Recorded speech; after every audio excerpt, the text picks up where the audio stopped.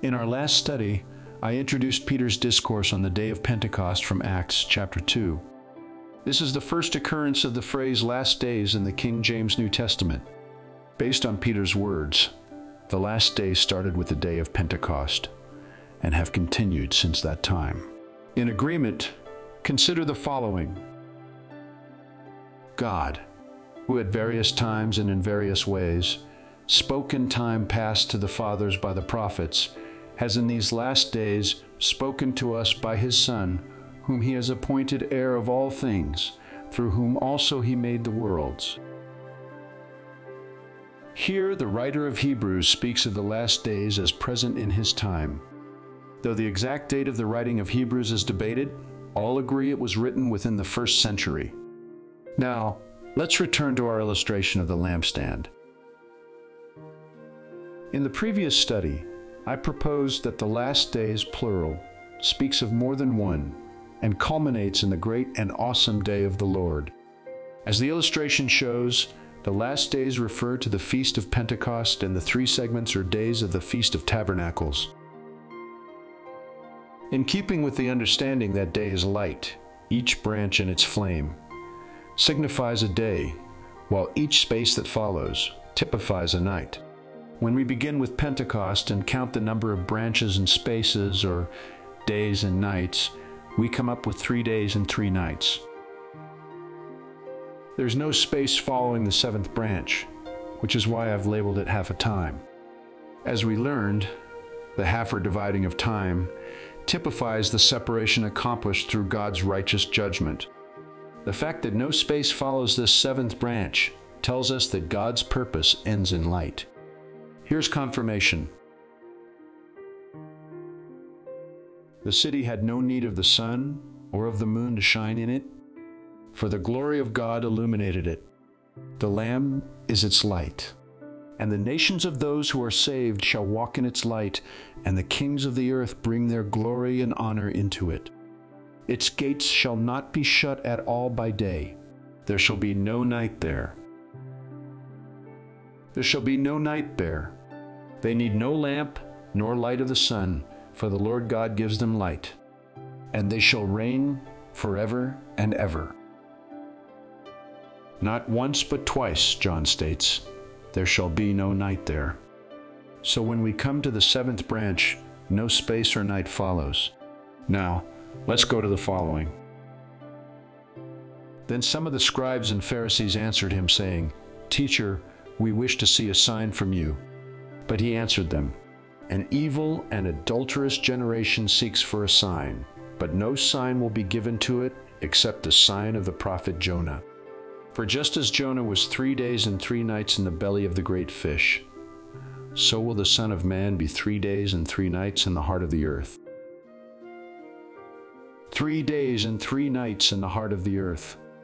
Most believe that this refers to the Lord's death and resurrection, and I agree.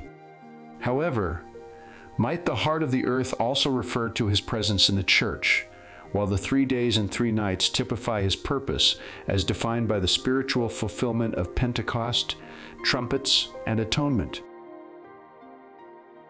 The spiritual meaning of 3 is divine fullness, completeness, or perfection, signifying a complete witness.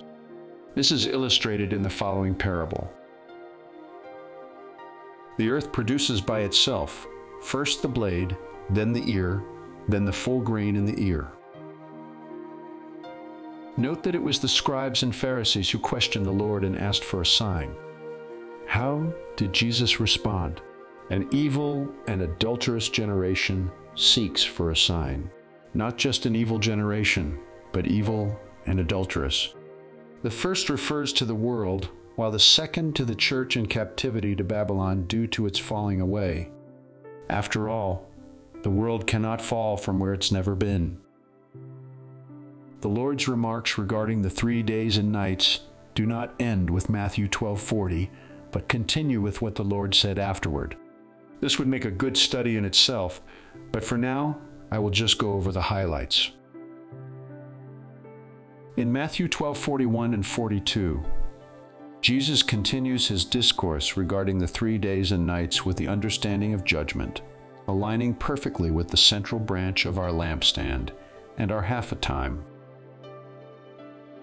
Immediately after, the Lord speaks an interesting parable about the unclean spirit, which goes out of a man, ending his discourse with, "The last state of that man is worse than the first.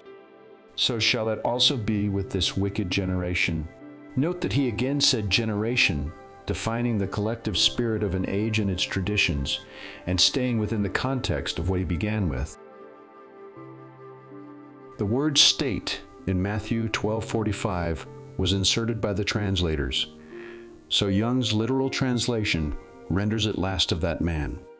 I cannot help but believe that the man spoken of refers to the first man, Adam, indicative of the carnal nature with which we are battling. This would coincide with Paul's remarks in 2 Thessalonians regarding the falling away and the man of sin.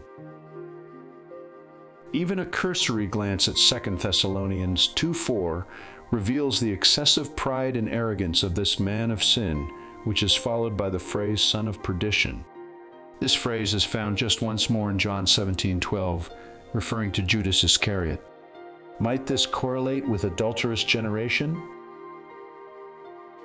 3 days and 3 nights, correlating with the day and night of Pentecost, the day and night of trumpets, and the day and night of atonement, ending at the final segment of the Feast of Tabernacles, which is the manifestation of half a time, or separation accomplished by his righteous judgment. I will close this study with the following. Do not think that I came to abolish the law or the prophets. I did not come to abolish, but to fulfill.